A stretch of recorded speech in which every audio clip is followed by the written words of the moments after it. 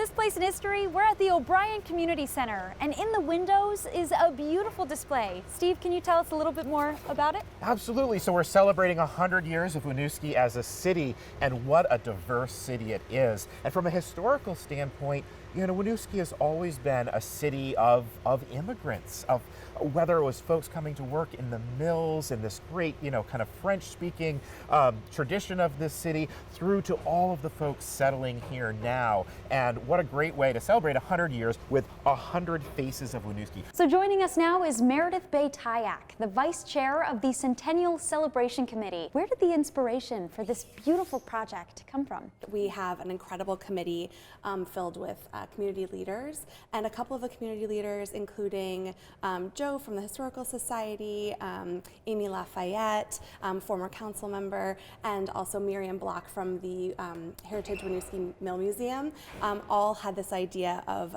photographing all of our beautiful residents. I know that they're displayed in several locations around the city. If people were to just scan the QR codes, who would they be learning about? So what's interesting is that we made it a little bit anonymous. So their names are not attached to the photos, and that's kind of on purpose. We wanted it to be almost an artistic installation about this is the fabric of our city, and so maybe it's your neighbor, maybe it's your friend. If you scan the QR code or go to legacy.winooskivt.gov, you can see actually almost 200 photographs. And what message do you think this project shares with the community?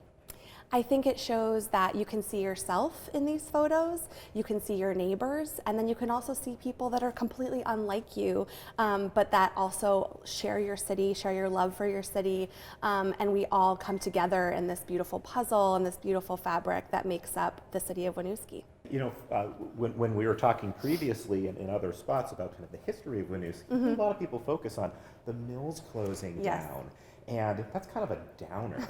But we don't want to talk about that at this point. I mean, this feels really uplifting. And, what's the vision for Winooski going forward?